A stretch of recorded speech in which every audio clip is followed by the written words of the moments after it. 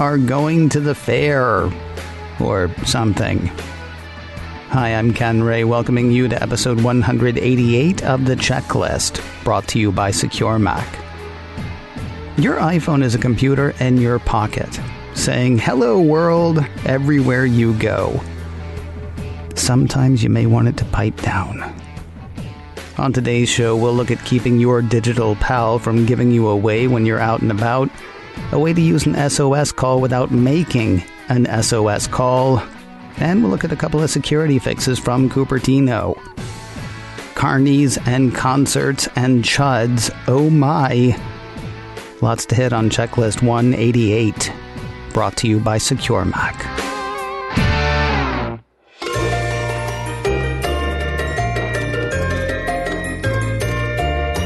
Why don't we talk about going to the fair?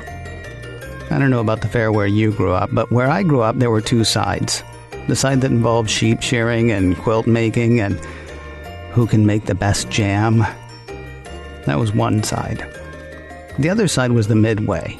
That's the one with fried everything and games you couldn't win and rides that could kill you. Shouldn't kill you, usually didn't kill you, sometimes did.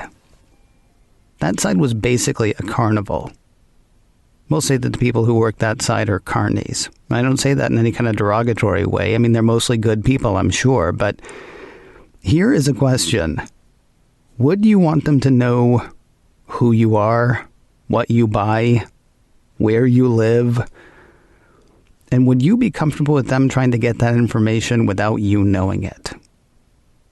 Right now, there are carnivals or fairs going on all over the country. None of which we expected, actually. Just like an outdoor concert or a lawful protest, there is no legal reason you shouldn't be allowed to go to the fair. While you should be able to trust the people who sell T-shirts at the concert, or the police patrolling the protest, or the carnies working the fair, we have to know that there is a chance that they want information you may not want them to have. I came across an interesting Gizmodo piece this week written by a woman named Shoshana Wadinsky. She used to keep up with advertising technology for the advertising industry, so she is keenly aware of the ways ad tech tries and often succeeds in tracking human resources. You can call those people. So let's say you're going to the fair or the protest or the concert, and you're worried about carnies, cops, or concessionists stealing your information or tracking your digital footprint without you knowing. Ideally, Wadinsky says the thing to do is leave your phone at home. We are, of course, not going to do that. I mean, what if we need a ride home from the fair or want to take video of the concert? Wadinsky's next preference is take a burner, a prepaid, practically disposable phone with as little info on it about you as possible. It sounds so paranoid. We're just going out to go out. At a bare minimum, says the Gizmodo piece, along with keeping your location and Bluetooth turned off as often as possible, you should be resetting your phone's mobile ad ID. It's a small string of code that comes prepackaged on Android and iOS devices, the sole purpose of which is tying all of the data generated from our normal human activities back to your personal device. See, what worries Wadinsky is not carnival workers asking ISPs for your info. Wadinsky's worried about them buying that info off online advertisers. Because if the carny can figure out who you are from the ad cookies and digital handshakes, they don't need a court order. They just need money. I know. You're wondering how a carnival worker would get a court order. The world is weird, isn't it? The piece goes in depth on how ad tech can be used to track and trace you. If you're interested, the whole article is worth a read. We're just going to talk about a few steps that you can take to protect yourself at the fair. While the Gizmodo piece says resetting the ad ID is easier and more effective on iOS, the piece doesn't say how to do it. I did a bit of poking around, though, and it is really easy to do on an iPhone. You go to Settings, then you go to Privacy, then you scroll all the way down to the very bottom of the screen where you will find advertising. Tap on that and you'll see two things at the top of the screen: limit ad tracking and reset advertising identifier, also known as ad ID. The thing to remember, though, the bytes and bits in the background will start trying to build an ID profile again just as soon as they can. It is what they're built to do. So if you're worried about a specific event, make sure you do this before you go to that event. Now, if you're just generally worried or paranoid, maybe get in the habit of resetting the advertising identifier with the steps I mentioned a moment ago. For Android users, things seem a bit more difficult since, as the piece points out, Android phones come baked in with the user's Google account from the very beginning. The only way around it, says the piece, a hard reset on your phone under a new Google account, which is great if you're going to be at the fair a lot, but probably a bit much for most people. For Android users, Gizmodo suggests keeping it in airplane mode for the duration of the event. Data is still monitored here, but it will only be shared with Google rather than Google and every third party.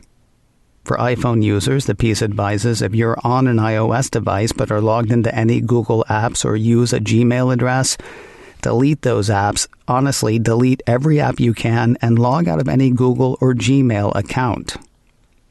Again, I assume that would be for the duration of the event. As pernicious as Google's ad tracking can be, by the way, the one bit of comfort Wodinsky takes is the knowledge that Google lives in the spotlight.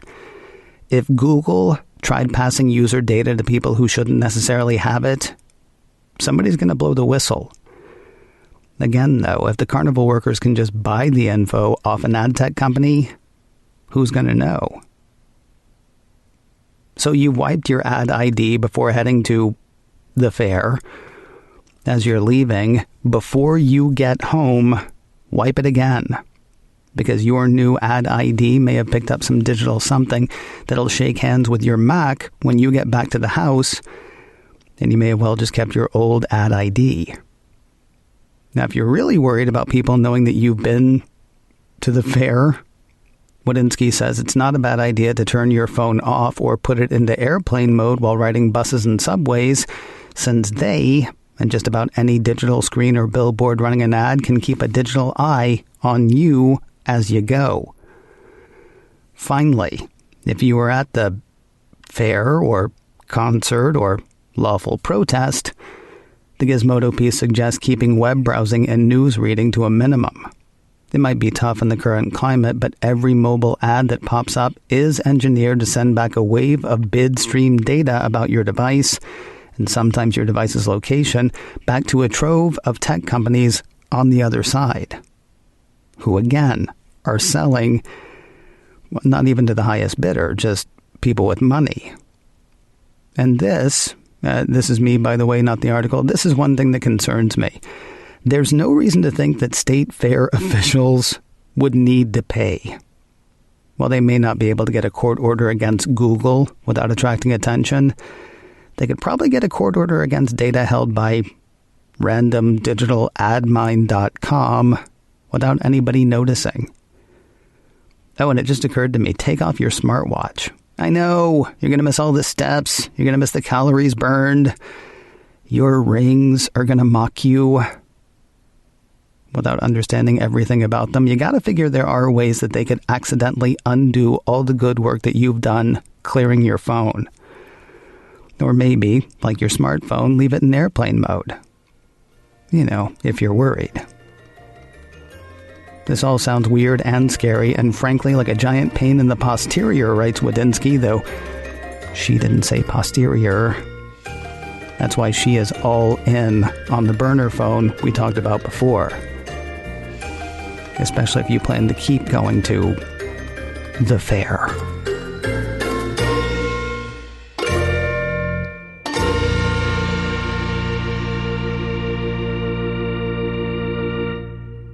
Should you find yourself in a situation, fair, protest, being chased by chuds, There are all sorts of reasons you may want to quickly turn off biometrics on your iPhone.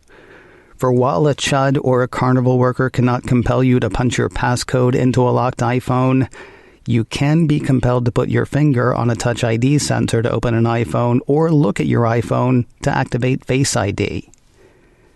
That's what biometrics are for the purpose of this conversation. When we're talking about quickly disabling biometrics on an iPhone, you and I, today, we're talking Touch ID or Face ID. Of course, for other devices, you could be talking retina scan or voice activation. Not a lot of that on the consumer-grade devices, but, just covering the biometric bases. I saw a piece from the Next Web that, just like the Gizmodo piece, talked about not taking your iPhone places that you're worried about being forced to unlock it. Again, though, for a number of reasons, that seems unlikely. So, should you, for whatever reason, find yourself compelled to turn off biometrics on an iPhone before you're compelled to use biometrics on an iPhone, know how to send an SOS. Now, you're not actually going to send an SOS, but you need to know how to do it. On its site, Apple explains the whole SOS Call thing. It says when you make a call with SOS, your iPhone automatically calls the local emergency number. In some countries and regions, you might need to choose the service that you need. For example, in China mainland, you can choose police, fire, or ambulance. You can also add emergency contacts. After an emergency call ends, your iPhone alerts your emergency contacts with a text message unless you choose to cancel. Your iPhone sends them your current location, and for a period of time after you enter SOS mode, it sends updates to your emergency contacts when your location changes. Importantly for this conversation, it also disables biometrics. I'm guessing the reason for that is if you're in a physical emergency, knocked unconscious or worse, you and Apple don't want anybody taking advantage of your incapacitated state to gain access to your information. So, how do you activate an SOS call? According to the Next Web, you do that by holding down the wake button and one of the volume buttons simultaneously if you're using an iPhone 8 or later. If you have an iPhone older than an iPhone 8, the piece says you will have to tap the wake button 5 times rather than hold any buttons. I think they mean the home button. It's been a few years since I've had anything older than an iPhone 8.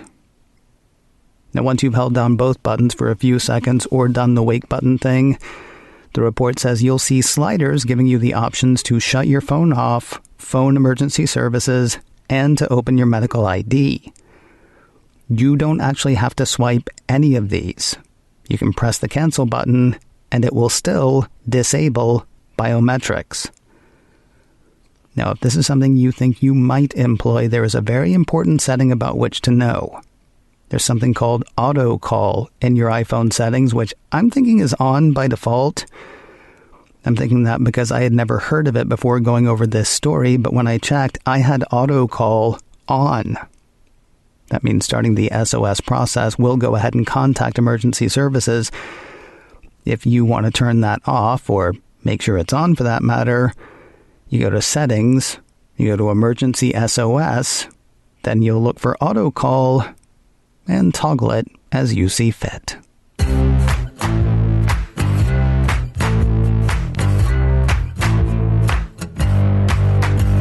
We will take a look at some security work by Apple in a moment, but first a word about MacScan 3 from Secure Mac.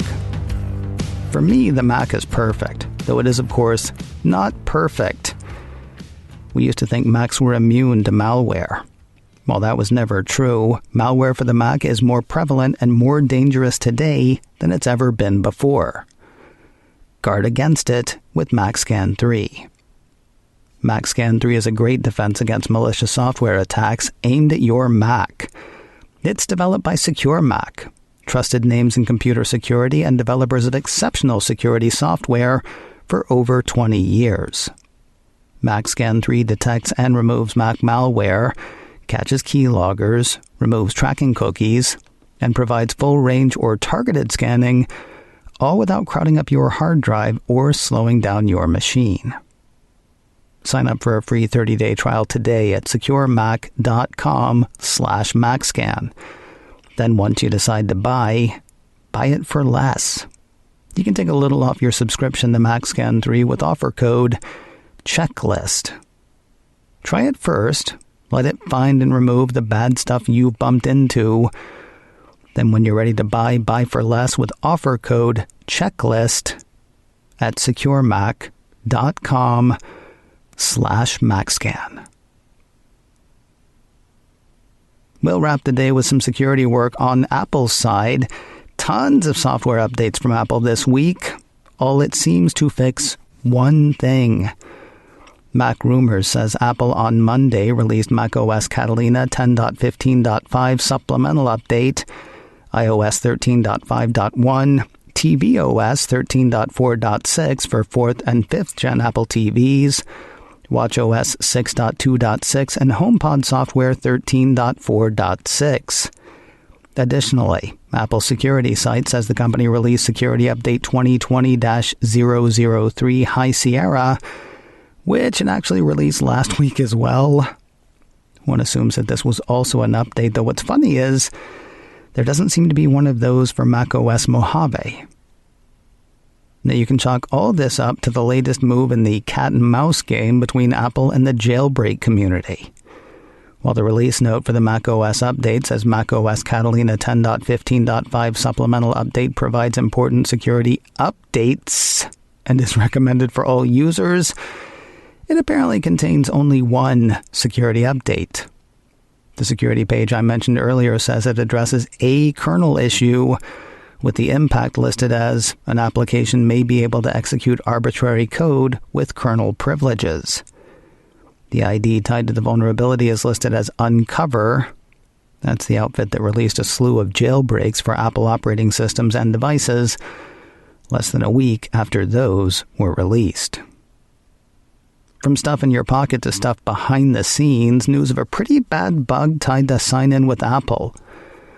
If you don't remember what that is, and we have talked about it here on the checklist, but if you don't remember what that is, Wikipedia says Sign In with Apple is a single sign-on provider designed to allow users to create accounts for third-party services with a minimal amount of personal information, only requiring the user to provide a name and email address. Security and convenience are the names of the game. Well, they were supposed to be. According to a piece from Mac Rumors, researcher Bavuk Jain in April discovered a critical sign-in with Apple vulnerability that could have resulted in a takeover of some user accounts. The bug was specific to third-party apps that used sign-in with Apple and didn't implement additional security measures. In an interview with the Hacker News, Jain pointed out what a big deal this could have been. That's because Apple requires developers with apps for its operating systems that offer single sign-in options to offer sign-in with Apple as well. If exploited, that could have meant access for Dropbox, Spotify, and Airbnb, to name a very few. Now, you may have noticed I'm using the past tense in this story. That's because this bug has been addressed. According to the report, Apple conducted an investigation and concluded that no accounts were compromised using this method before the vulnerability was patched. Jain was paid $100,000 by Apple under its Apple Security Bounty Program for reporting the bug, and I think that makes him this week's winner. Hey, if you're looking for more security news and how-tos, the place to look is securemac.com/checklist. There you will find notes for this show, for the last show we did, for the one before that. And you know what? It goes all the way back to the very first episode. And you can listen to every episode there as well. It all starts at one place, securemac.com/checklist. If you have a question you would like to ask or a topic you would like to hear us hit, our email address is checklist@securemac.com. That address again is checklist@securemac.com. And if you can't remember that, please do remember this. You're listening to The Checklist, brought to you by Secure Mac. And we'll talk to you next week.